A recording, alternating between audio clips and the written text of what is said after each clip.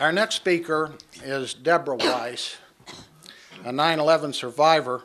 Deborah Weiss was the primary writer and researcher for the book, this book right here, Council on American-Islamic Relations, Its Use of Lawfare and Intimidation, a tremendous guidebook to a very influential group in Hollywood. She's a regular speaker on the UN resolutions promulgated by the Organization of Islamic Cooperation in its quest to protect religion from, quote, defamation at the expense of free speech. She also authored a chapter in this book, Saudi Arabia and the Global Islamic Terrorist Network. Please welcome Deborah Weiss.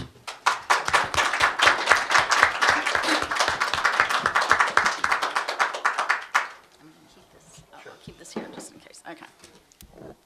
Down. Well, I want to thank Survival USA for having this terrific event, and Cliff for inviting me to speak here today, and for all of you for taking time out of your schedules to come and attend.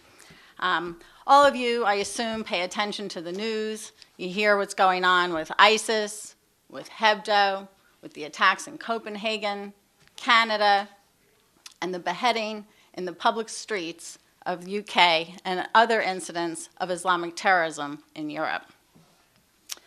What do all these groups have in common? First, they're terrorists. And second, they have an underlying motivational ideology. I want to be clear. I'm not saying that all people who identify themselves as Muslim adhere to this ideology or want to live under Sharia law any more than you or I. But those who engage in these acts absolutely have a goal of establishing an Islamic caliphate and implementing worldwide Sharia law. Make no mistake about it, there are other groups that have that exact same goal. For example, the Muslim Brotherhood and its front groups want the same thing. They differ only in their tactics. And because they are often methodical, peaceable, slow, and gradual, they're more pernicious because they slip under the radar unnoticed. And they're often also more effective for the same reason. For example, as Cliff mentioned, CARE, Council on American-Islamic Relations, holds itself out as a Muslim civil rights organization. It was founded in 1994 and spawned out of the Islamic Association of Palestine and Hamas, both state-designated terrorist organizations, and it basically serves as the propaganda wing for Hamas. It was an unindicted co-conspirator in the Holy Land Foundation trial, the largest terror financing trial in the history of the United States. And it has numerous ties today. Not just a few bad apples, is the way CARE would have you think. Rather, there are several of its former leadership, board members, advisors, and speakers are either sitting in jail on terror-related convictions, have affiliations with terrorist organizations, or show support for those who do. Virtually all of them support both Hamas and Hezbollah. CARE has three goals, which can be inferred by its pattern of conduct. The first is to stifle all criticism of Islam. The second is to obtain preferential treatment for Muslims in the workplace. And the third is to hamper American national security. Nihad Awad, founding member of CARE and current executive director of CARE National, boasts in his bio that he has successfully negotiated with Hollywood to combat, quote, negative stereotypes of Muslims in Hollywood movies. He falsely claimed in a 2010 speech that in the prior 3 decades that there was one Hollywood film company alone that had made 800 films that portrayed Muslims from a, quote, Israeli point of view. In fact, there hadn't been one Hollywood film company that produced that many films at all of any type, never mind with Muslims or portrayed particularly in the light that he claimed. And let's not forget that this is the same Nihad Awad that also said that he's a supporter of the Hamas movement. I'm going to give you a few examples of CARE's influence in Hollywood. The first example is a film produced by Paramount Pictures called The Sum of All Fears. This film was based on a book by Tom Clancy and starred Ben Affleck. The plot was supposed to be that Muslim terrorists shot down an Israeli jet over Syria, and the plane was carrying nuclear weapons. Well, CARE complained that this was negative stereotyping of Muslims and lobbied both the producer and the director for 2 whole years prior to the film's release. In the end, they altered the film and made the villains Australian neo-Nazis, which obviously makes the movie have no sense at all. The second example is a film produced by 20th Century Fox called True Lies. This film starred Arnold Schwarzenegger and Jamie Lee Curtis. It was about an Islamic terrorist and a spy with an unfaithful wife. CARE again complained that this was negative stereotyping. And when its demands to have a meeting with 20th Century Fox was declined, they issued leaflets and held numerous activities to protest the film. Eventually, Fox agreed to include a disclaimer that stated that the film is a work of fiction and doesn't represent the beliefs or the actions of any particular religion. 20th Century Fox had another run-in with CARE over the movie called Kingdom of Heaven. This movie starred Liam Neeson and Orlando Bloom. It was about the Crusades and the battle over Jerusalem. 20th Century Fox had already had so many run-ins with CARE at that point because CARE in the past had issued action alerts to its members, and then they wound up having an onslaught of complaint by the members. To ward off further problems with CARE, the producers hired a Muslim consultant who is anti-American, anti-Israel, and views America as a racist country.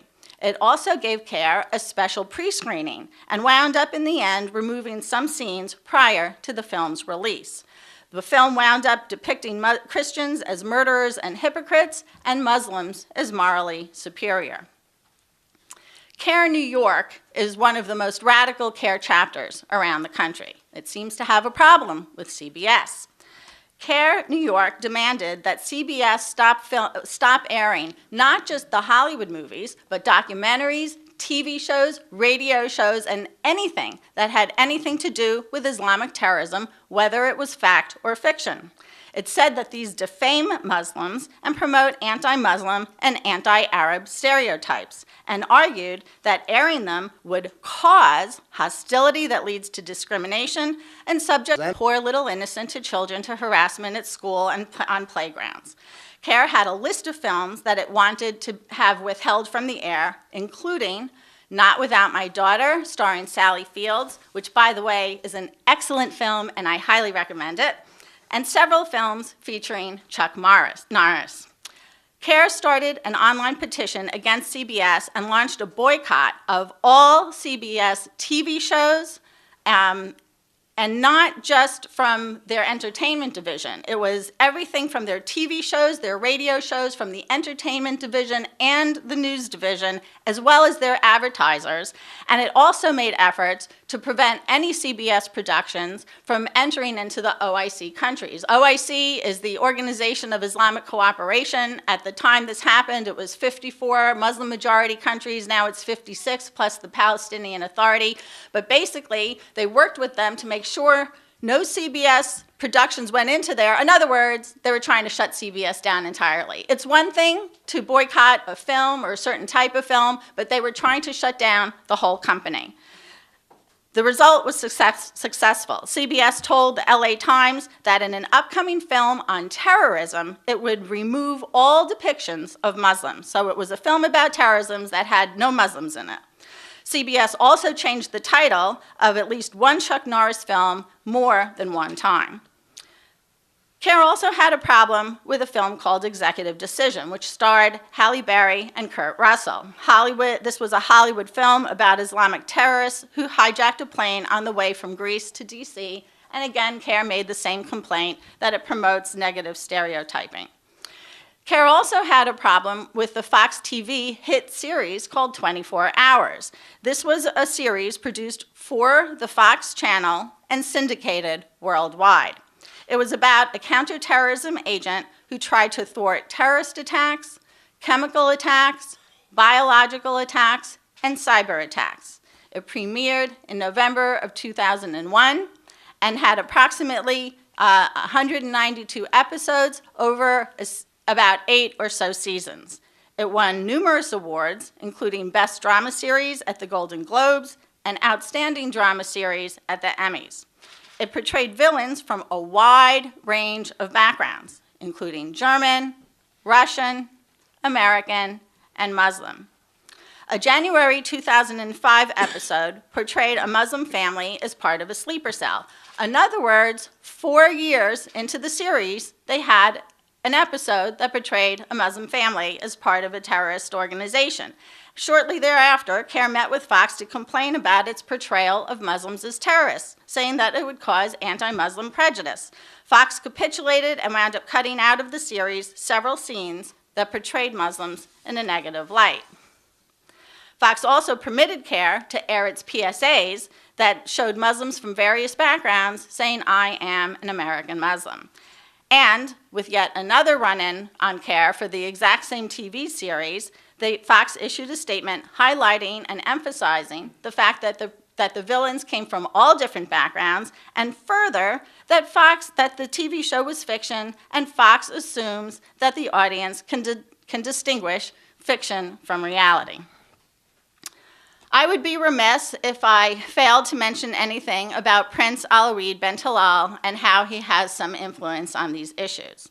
He's one of the richest men in the world, for those of you who are not familiar with him, and a member of the Saudi royal family. He owns stock in Apple, Time Warner, Twitter, Four Seasons, Citigroup, and many, many other American corporations. You might remember that he offered former Mayor Giuliani a check for $10 million to help clean up 9/11, but not before he blamed American foreign policy and American support for Israel for the 9/11 attacks. Valiantly, Mayor Giuliani returned the check, something I think very few politicians would do today. CARE appears to be the go-to mouthpiece in the media and represents the Muslim community, whether they want them to or not. I mention this because Prince Alawid donated $500,000 to CARE in 2002 and CARE's defense of this is it was for its library project. Indeed, it was. What they did with that money was they disseminated Qurans that were banned from the LA school district. Liberal LA banned them because of their anti-Semitic commentary. I want you to keep in mind the recent revelations proclaimed by Zakaria Moussaoui, the so-called 20th hijacker of 9/11, who's recently stated that members of the Saudi royal family donated to al-Qaeda and had involvement in 9/11, all of which they deny. I'm not saying that these allegations are true or that they specifically point to Prince Alawid. However, it is undeniable that the Saudi family, whether or not they had a direct financing of 9/11 or any other terrorist attacks, they indirectly fund them by spending money to export Saudi Wahhabi ideology. What is Saudi Arabia's #1 export? A lot of people think it's oil. It's not. It's Wahhabi ideology. And from 1975 to 2002, they spent $70 billion alone to spread this around.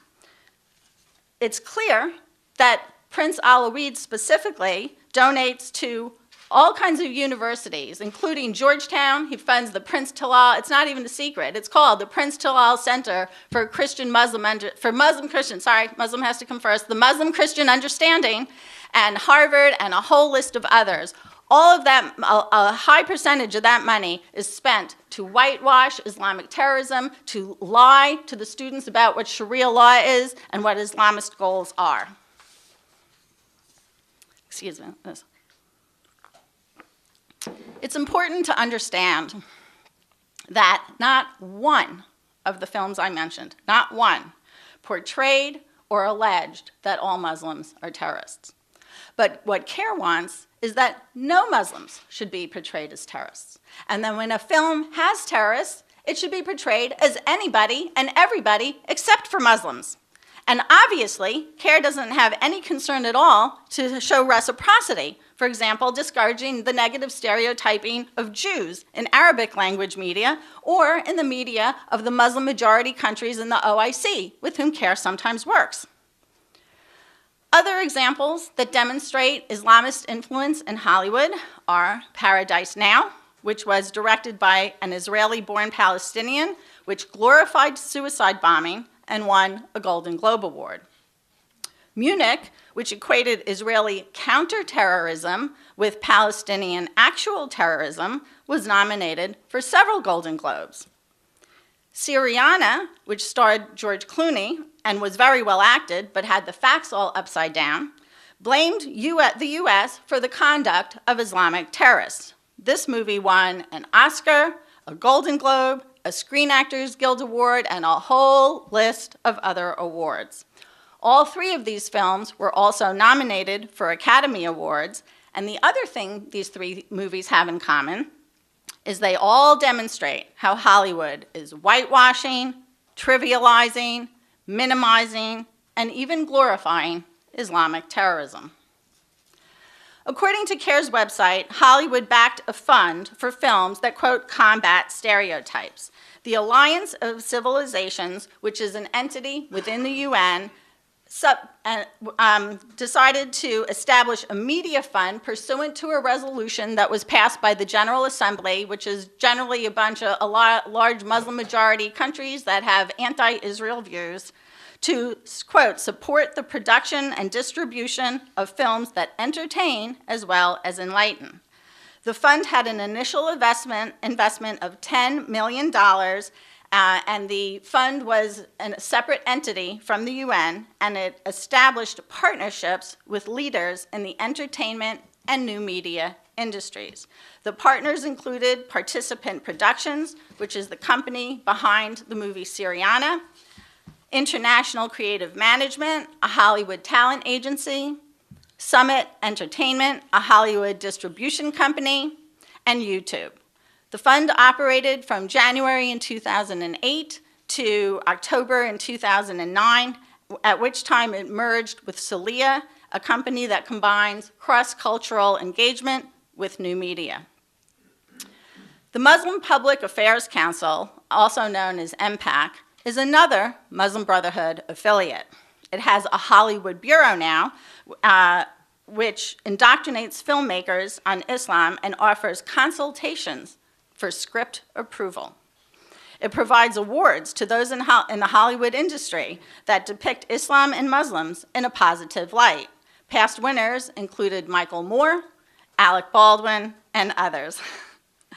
The Bureau also connects aspiring Muslim filmmakers, writers, and actors with Hollywood professionals. For example, it held a mixer in LA for MPAC and Film Independent, which is a nonprofit organization that works on independent films, and it also held Summit to connect Muslim youth to Hollywood and provide them tips on how to succeed in the business. At a rally in front of the White House, approximately 1 year prior to 9/11, CARE Executive Director Nihad Awad said, quote, "Hollywood has not been our ally. Hollywood has shown freedom fighters as terrorists," presumably referring to Hamas, "and Hollywood has done the work that the Zionists could not have done," unquote. But now, since 9/11, Hollywood has drastically changed. Its films are replete with Islamist influence. The pattern in Hollywood films today is it shows the denigration of Christianity and the West, it rewrites history to suit its own political purposes, and it whitewashes Islamic terrorism, sometimes even exalting Islam itself. Much of this pattern has been caused by Islamist influence allied with naive, coerced, bullied, or self-hating anti-American Hollywood elites. Again, I wanted to say, I'm not impugning all people who identify themselves as Muslim. If they want to practice their religion to the extent allowable within the confines of the Constitution, that's fine. But what I am saying is that there's a movement of Islamist organizations and individuals which seek Sharia law in its full-blown expression. It is not simply a religious matter, as things are with Judaism or Christianity. It is largely a political matter, cloaking itself in the language of religion and hiding behind constitutional protections to achieve its anti-freedom goals. This panel today is supposed to be about totalitarian ideologies that seek political dominance and use varying tactics to gradually move towards their supremacist utopia. In the case of Islamist ideals, stealth tactics include lawsuits, infiltration, disinformation campaigns, coercion, and yes, even influence in Hollywood in its capacity as an agent for social change. The issue is information dominance. And though there's a military component to the war on terror, we are primarily in a war of ideas. If you look around the globe and throughout history, you will see that freedom is the exception. It's not the rule. Right now, we are in a war.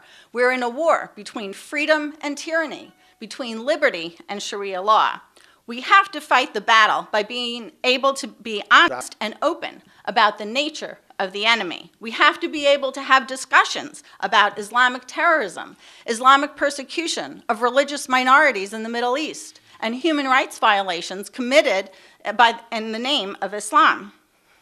Everyone who has children knows that media, whether it's new media like Facebook, Twitter, or MySpace, or traditional media like TV or Hollywood movies, influences young minds and helps shape their worldview. I'm asking you, as journalists, reporters, filmmakers, producers, and parents and everyday citizens, are you going to fight for classical liberal values, including free speech, freedom of expression, artistic license, and critical thinking? Or are you going to be complicit by going along to get along with Islamist supremacist groups who have their eye on winning this war without ever having fired a shot? The decision is up to you.